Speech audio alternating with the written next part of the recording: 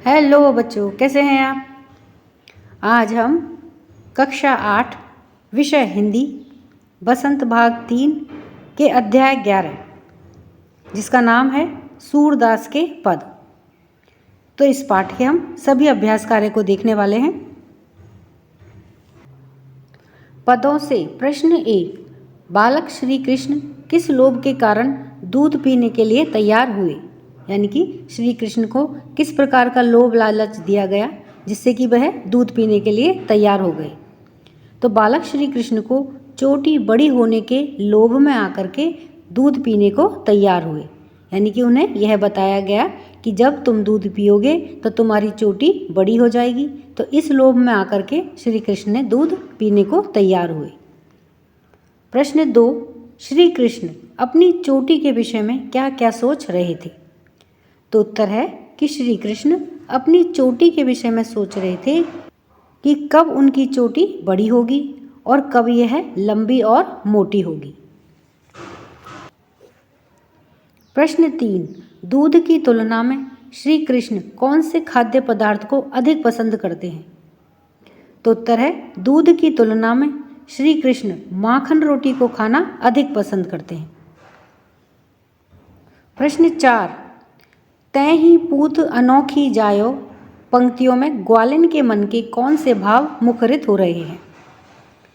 तो उत्तर है कि गोपी के इस कथन में या ग्वालिन के इस कथन में शिकायत के रूप में उल्हाना के भाव मुखरित हो रहे हैं, यानी कि वह शिकायत के साथ साथ उल्हाना भी दे रही है, क्योंकि बालक श्री कृष्ण घर में घुसकर माखन दही खाने के अलावा उनका नुकसान भी करता है। इसके साथ ही चोरी खुद करता है और खाने पीने में अपने साथियों को भी शामिल कर लेता है। और उसकी ऐसी हरकतों की बार बार शिकायत करने पर भी यशोदा कुछ नहीं कहती है। तब गोपी यशोदा से कहती हैं, लगता है कि तुमने ही अनोखे पुत्र को जन्म दिया है। इस प्रकार से गोपियाँ यशोदा को उल्हाना देती हैं कि ऐसा लगता है कि तुमने ही अनोखे पुत्र को जन्म दिया है। प्रश्न 5। मक्खन चुराते और खाते समय श्री कृष्ण थोड़ा सा मक्खन बिखरा क्यों देते हैं। तो उत्तर है कि गोपियों के घरों में मक्खन ऊंचाई पर छींके पर रखा हुआ होता था। अपने छोटे छोटे हाथों से ऊंचे टंगे हुए छींकों से उसे चुराने और निकालने में दिक्कत होती थी। इसी कारण जल्दीबाजी और हड़बड़ाहट के कारण थोड़ा सा मक्खन बिखर जाता होगा। इसके अलावा वे थोड़ा मक्खन खुद खाते हैं और थोड़ा अपने सखाओं को भी खिलाते हैं। इसके कारण भी थोड़ा सा मक्खन जगह जगह जमीन पर बिखर जाता होगा। प्रश्न 6। दोनों पदों में से आपको कौन सा पद अधिक अच्छा लगा और क्यों। तो उत्तर है कि दोनों पदों में से हमें दूसरा पद अधिक अच्छा लगा, क्योंकि उसमें कृष्ण का माखन चुराना, अपने मित्रों को दही माखन का आनंद लुटवाना तथा गोपी के द्वारा यशोदा जी से उनकी शिकायत करना में सहजता और सरसता विद्यमान है। इसलिए हमें दूसरा पद अधिक अच्छा लगा। अनुमान और कल्पना। प्रश्न 1। दूसरे पद को पढ़कर के बताइए कि आपके अनुसार उस समय श्री कृष्ण की उम्र क्या रही होगी। तो उत्तर है कि जब श्री कृष्ण ऊखल के सहारे चढ़ करके छीके से में रखा हुआ माखन खाया करते थे, उस समय उनकी उम्र 7-8 साल की रही होगी, क्योंकि तभी तो सावधानी बरतने पर भी चोरी का भाव यानी कि पकड़े जाने का डर उनके मन में रहता था, जिससे कि हड़बड़ाहट के कारण उतारते समय और खाते समय मक्खन बिखर जाता था। प्रश्न 2। ऐसा हुआ हो कभी कि माँ के मना करने पर भी घर में उपलब्ध किसी स्वादिष्ट वस्तु को आपने चुपके थोड़ा बहुत खा लिया हो और चोरी पकड़े जाने पर कोई बहाना भी बनाया हो। अपनी आप बीती की तुलना श्री कृष्ण की बाल लीला से कीजिए, यानी कि क्या आपने भी घर पे कभी कोई स्वादिष्ट वस्तु चोरी चुपके खाई है और पकड़े जाने के डर पे आपने कोई बहाना भी बनाया है। तो उस प्रकार की आप बीती की घटना आपको यहाँ पर लिखनी है और उसकी तुलना श्री कृष्ण की बाल लीला से आपको करनी है। तो देखिए, पहली आप बीती है कि एक बार की बात है, गणेश चतुर्थी आने वाली थी और गणेश जी के पूजन के लिए घर में लड्डू बनाए गए थे। माँ ने कहा था कि गणेश जी को भोग लगाने के बाद ही सबको लड्डू दिए जाएंगे। दिन के वक्त मैं किसी काम से रसोई के अंदर गया तो थाली में रखे हुए लड्डुओं को देख करके मेरे मुंह में पानी आ गया, और जैसे ही मैं लड्डू खाने को हुआ तो पीछे से माँ आ गई और मुझे लड्डू खाने से रोक दिया और प्यार से डांटते हुए समझाया। यानी कि क्या समझाया कि पहले भगवान को भोग लगाएंगे और उसके बाद ही यह लड्डू हमें खाने को मिलेगा। दूसरी आप बीती है कि एक बार रविवार को घर पर अतिथि आने वाले थे, यानी कि मेहमान आने वाले थे, इसीलिए उनके स्वागत सत्कार के लिए शनिवार को ही मिठाइयाँ खरीद करके घर ले आए। मिठाई का नाम सुनते ही मेरे मुंह में पानी आ गया। उसी समय माँ पड़ोस में कुछ लेने के लिए चली गई। मौका देख करके मैं रसोई में घुस गया और डिब्बा खोल करके जैसे ही मैंने एक बर्फी खाई कि माँ आ गई। मैंने हड़बड़ाहट में डिब्बा बंद किया, लेकिन वह ठीक से बंद नहीं हुआ। तो जब भी हम हड़बड़ाहट में कोई कार्य करते हैं तो वह इसी प्रकार से पूरी तरह से नहीं होता है। तो वह डिब्बा ठीक ढंग से बंद नहीं हुआ। उस डिब्बे को देख करके माँ ने मेरी चोरी पकड़ ली और पूछा कि तुम यहाँ क्या कर रहा था, कि तू यहाँ क्या कर रहा था। मैंने कहा कि कुछ भी नहीं कर रहा था, केवल मिठाई का डिब्बा खोल करके बर्फी गिन रहा था। माँ मेरी बहानेपूर्ण बातों को सुन करके मुस्कुराई और मुझे पेट भर करके बर्फी खाने के लिए उन्होंने दी। तो इसी प्रकार से श्री कृष्ण भी यही करते थे। जब उनकी चोरी पकड़ी जाती थी तो वह कोई भी बहाना बना देते थे।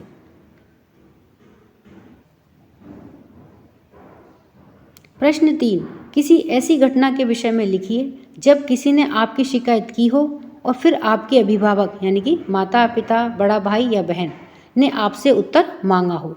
यानी कि कोई घटना इस प्रकार की घटित हो गई हो जिसमें किसी ने हमारी शिकायत हमारे घर पर आकर के हमारे माता पिता से या हमारे बड़े भाई बहन से की हो और उन्होंने हमसे जवाब मांगा हो कि भाई तुमने क्या यह शैतानी या घटना तुम्हारे से संबंधित है, तुमने यह कार्य किया है जिसकी वह व्यक्ति शिकायत करने के लिए आया है और उन्होंने आपसे इसका जवाब मांगा है।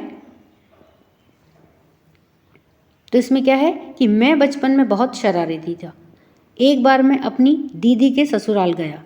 वहाँ उनके पिछवाड़े में यानी कि पीछे की तरफ, घर के पीछे की तरफ का जो स्थान होता है वह पिछवाड़ा कहलाता है। तो उसमें आम का पेड़ था। उस समय उस पर बहुत सारे आम लटके हुए थे। उन्हें देख करके मेरे मुंह में पानी आ गया और मैं उस पर चढ़ करके आम खाने लगा। तभी वहाँ जीजाजी की छोटी बहन आ गई और उसने मुझे देख लिया। उसने मेरी शिकायत मेरी दीदी से कर दी। तब दीदी ने मुझे डांटा और भविष्य में ऐसी गलती ना करने के लिए कहा। भाषा की बात। प्रश्न 1, श्री कृष्ण गोपियों का माखन चुरा चुरा करके खाते थे, इसीलिए उन्हें माखन चुराने वाला भी कहा गया है। इसके लिए एक शब्द लिखिए।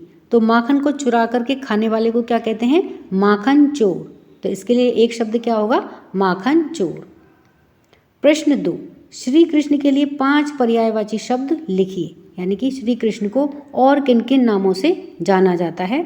तो देखिए, गिरधर यानी कि उन्होंने पर्वत को उठाया था, इसलिए उनका एक नाम क्या है? गिरधर। माखन चोर, क्योंकि वह माखन को चोरी करके खाते थे, इसलिए माखन चोर। बंशीधर, यानी कि उनके मुख पर बंसी है, इसलिए उन्हें क्या कहते हैं? बंशीधर। गोपाल, क्योंकि ये गऊओं के रखवाले हैं, इसलिए इन्हें क्या कहा जाता है? गोपाल। और मुरारी। तो इस तरह से ये श्री कृष्ण के 5 पर्यायवाची। प्रश्न 3, कुछ शब्द परस्पर मिलते जुलते अर्थ वाले होते हैं, उन्हें पर्यायवाची शब्द कहते हैं, और कुछ विपरीत अर्थ वाले भी। समानार्थी शब्द पर्यायवाची कहे जाते हैं। समानार्थी यानी कि जिनके अर्थ समान होते हैं तो वो पर्यायवाची कहे जाते हैं।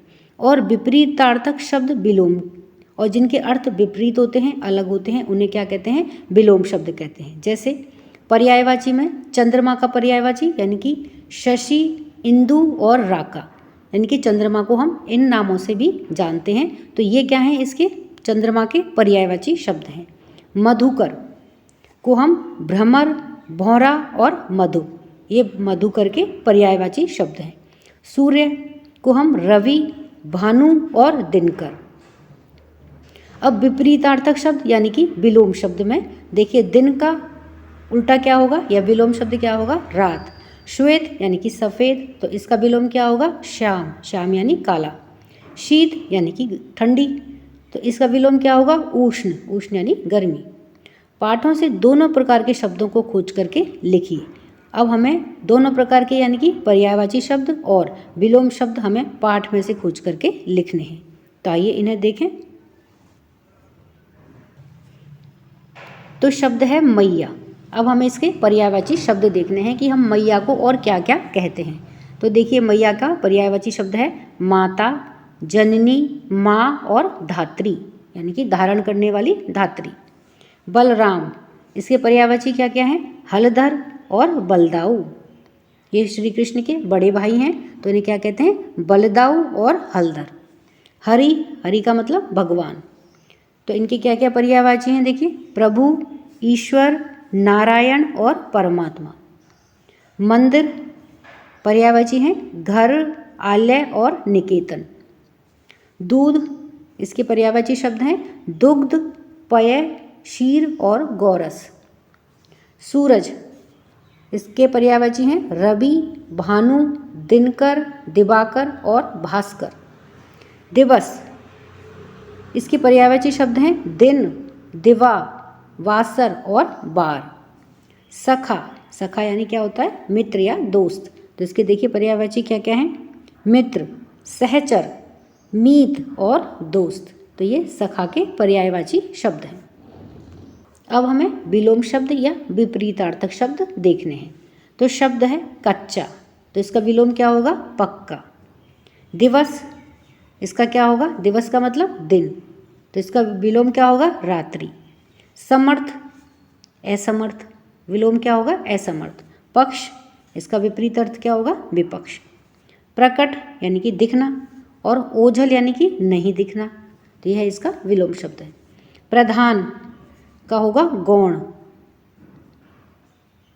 तो प्रधान यानी कि जो मुख्य होता है, मेन होता है, तो वो होता है प्रधान। और गौण यानी कि बिल्कुल निम्न, तो प्रधान का विलोम हुआ गौण।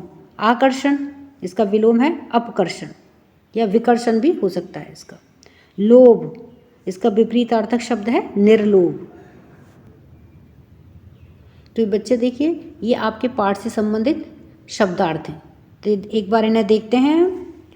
तो अजहूँ यानी कि आज भी।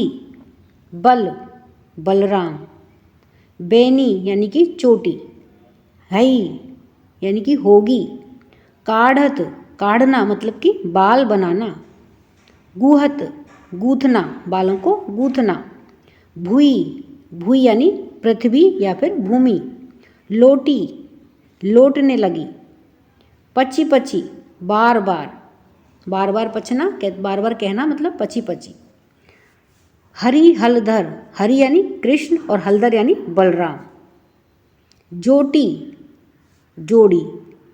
पैठी यानी घुसकर। सीकें, छींका जिसमें दूध, दही आदि रखा जाता है। गौरस, गौरस किसे कहते हैं? गाय के दूध से बने हुए पदार्थ, दही, मक्खन, घी आदि को हम गौरस कहते हैं। ढोटा, ढोटा यानी लड़का, तो ये शब्दार्थ है। तो इस तरह से हमने इस पाठ से संबंधित सभी अभ्यास कार्य को पूरा किया है। वीडियो पसंद आने पर वीडियो को लाइक करें, शेयर करें। चैनल पर नए हैं तो सब्सक्राइब करना ना भूलें। मिलते हैं नई वीडियो में। इसी के साथ धन्यवाद।